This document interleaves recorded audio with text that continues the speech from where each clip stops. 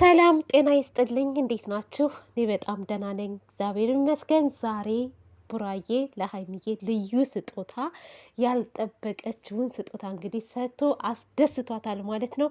እሱም ደግሞ የሚያማምሩ እርግብ የመሰሉ ጥንቸሎች ነው የሰጣት። እኔ ግን እኔ ብሆን ግን በእጅ አልይዛቸውም። እኔ እፈራለሁ። በነገራችን ላይ እንስሳ ማለት ነው በጣም አይደለም ማለት ነው። ይሄ ጥንቸል ምናምን ቀርቶ ዶሮ ራሱ ሲይዝ እፈራለሁ። ዶሮ እንዴት እንደምፈራ ብታውቁ። እውነት ነው የምላችሁ። እኔ ለምን እንደሆነ አላውቅም። ይሄ ድመት፣ ዶሮ ወይ በጣም ነው የምፈራው። ለምንድን ነው ግን ቤተሰብ እናንተስ ትፈራላችሁ? በአጠቃላይ ነፍሳት ያለው ነገር እፈራለሁ እኔ። እና ሀይሚ ያው የጠበቀችው ታውቃላችሁ፣ የተለመደ ስጦታ ነበረ። ዓይንሽን ጨፍኝ ብሎ እንግዲህ ሊሰጣት ሲል ምን ይመስልሻል ብሎ ሲጠይቃት አሻንጉሊት ወይንም ደግሞ አበባ ነው ብላ ነበር ያለችውና ነገር ግን ጥንቸል ነው ያበረከተላት። በጣም ደስ የሚሉ ደግሞ የሚያማምሩ ነጭ ነጭ ገና እንቆቅላ ምንድን ነው እንቦቀቅላ ነው ምንድን ነው የሚባሉት? እና ደስ ይላል እውነት ለመናገር እንስሳዎች የዋሆች ናቸው። እንስሳዎች የዋሆች ለማዶች በጣም ምርጥ ስጦታ ነው የሰጣት። እንግዲህ ሀይሚዬ እነዚህን ደግሞ እንግዲህ ተንከባክበሽ ለወግ ለማድረግ ማብቃት አለብሽ። ያው ፍቅረኛሞች ናቸው ያመጣላት። ደግሞ ተንኮሉ ቡራ ማለት ነው። ወንድና ሴት ነው ያመጣው። ወንድና ሴት አምጥቶ ማን ነው ቀድሞ የሚወልደው አላለም። ማን ነው ቀድሞ የሚወልደው ማለት ወይ እነሱ ይወልዳሉ ወይንም ደግሞ እኛ እንወልዳለን ማለት እኮ ነው። ለማንኛውም እናንተንም በልጅ ፈጣሪ ይባርካችሁ። ቡራና ሀይሚዬ የሁላችንም ምኞት ነው። ደግሞ ያው ትወልዳላችሁ። 4 ልጆች ብለን ነበር እንግዲህ ይህንን ይዘን መተናል ብለሃል። በትክክለኛው ደግሞ እንድትባረኩ ምኞቴ ነው። በተረፈ እንግዲህ ያው እንስሳዎች እንክብካቤ ያስፈልጋቸዋል በነገራችን ላይ ማለት ነው። በጣም እንክብካቤ ያስፈልጋቸዋል። እነዚህ እንደ ድመት ወይም እንደ ውሻ ምናምን አይደሉም። ምክንያቱም አሁን ድመቶች ምናምን ዞረው ምን ብለው ያገኙትን ይበላሉ ማለት። እነዚህ ግን ሰጥታችሁ ራሳችሁ የተለየ ምግብ ማቅረብ አለብሽ ማለት ነው ሀይሚዬ። በደንብ አድርገሽ እንደምትንከባከቢያቸው እርግጠኛ ነኝ። ደግሞ እንዴት እንደወደደቻቸው በጣም ነው የወደደቻቸው። እና ምርጥ ስጦታ ነው ቡራ የሰጠው። 20 ሺህ ላይክ አድርጓት። ደግሞ ይሄን ቪዲዮ ራሱ 20 ሺህ ከገባ ላይኩ ተጨማሪ ጊፍት አላቸው። 3ኛ ጥንቸል ማለት ነው። ግን 3ኛ ጥንቸሏ ደግሞ ለሌላ ሰው ነው የምትሰጠው ብለዋል ማለት ነው። እድለኛ የሆነ ደግሞ ይወስዳል። ግን 20 ላይክ አስገቧት በዚህ 24 ሰዓት ውስጥ ማለት ነው። እና ደግሞ ትገባለች። ባለፈውም እንደዛ ብዬ ነው ብሏል። ይሄንን እንግዲህ የገዛላት እና ላይክ በማድረግ ሁላችሁም የበኩላችሁን አድርሱ ማለት ነው። እኔ ግን በነገራችን ላይ እንስሳ በህይወቴ የምጠላው ነገር ምን እንደሆነ ታውቃለች?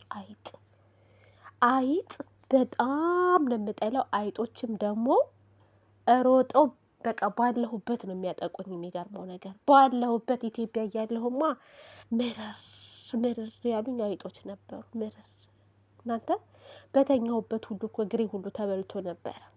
እግሬን ሁሉ በልተውኛል። ተረከዜ ሳይቀር ማለት ነው። እና ኧረ እንደው ስለ አይጥማ ብነግራችሁ ያላደረጉኝ ነገር አለ እንዴ? ምን ያልበሉት ልብስ ምን? ኧረ ለጉድ ነው። በተለይ ወደዚህ ሀገር ከመምጣቴ በፊት የተከራየሁበት ቤት 3 አመት የቆየሁበት ቤት እዛ ግቢ ውስጥ ማለት ነው።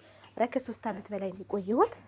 በቃ ሊያሳብዱኝ የደረሱት አይጦቹ ሊያሳብዱኝ። እኔ ደግሞ ግቢው ደስ ስለሚል እንደፈለጋችሁ ትወጣላችሁ፣ ትገባላችሁ፣ የሚረብሻችሁም ሰው ስለሌለ እኔ ቤት ስቀይር ማለት ነው ወደዚህ ወደዛ ማለት ስለማልፈልግ እዛው ግቢ ውስጥ ነበርኩ። ግን አይጦች ግን በህይወቴ ነው የተጫወቱት። በህይወቴና አይጥ ጥሩ አይደሉም። በነገራችን አይጦች እንትኖች ናቸው፣ የሰይጣን መንፈሶች ናቸው። እና አልጋዬ ላይ ሁሉ ሞተው ሁሉ ተገኝተው ነበረ። እና አይጥን ያልወድም በህይወቴ ከምጠላው ነገር ማለት ነው። ሌላው ችግር የለም እፈራለሁ እንጂ አልጠላቸውም። ድመትም ውሻም እፈራለሁ እንጂ አልጠላም። እኔ ግን አይጥ ጥላቴ ናት። ጥላቴ በልታኛለች።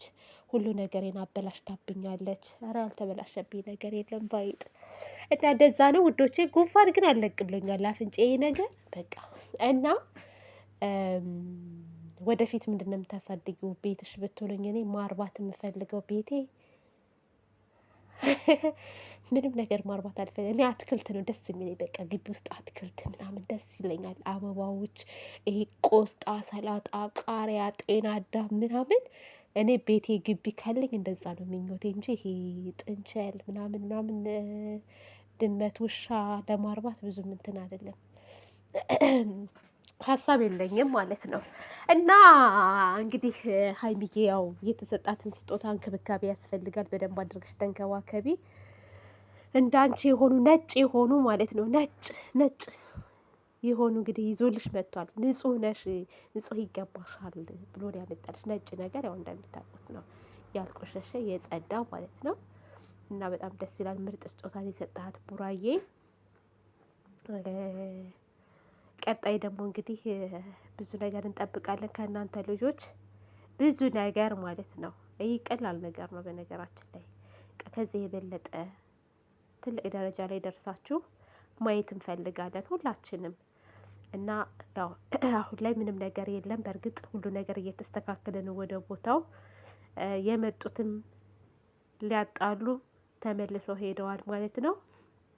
እኔ ግን ማለት ነው ቤተሰብ የሆነ ነገር አለ የሰማሁት ነገር ማለት ነው።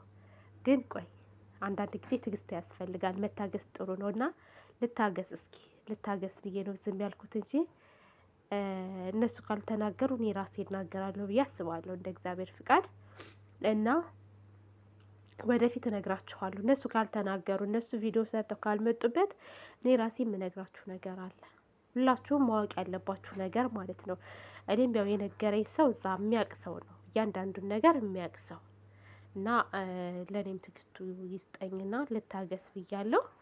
በተረፈ ሀይሚዬ ቡራዬ እንግዲህ በርቱ፣ ጠንክሩ፣ ጉዞ ወደፊት እና ውዶቼ ማሮቼ እንደዛ ነው የምላችሁ።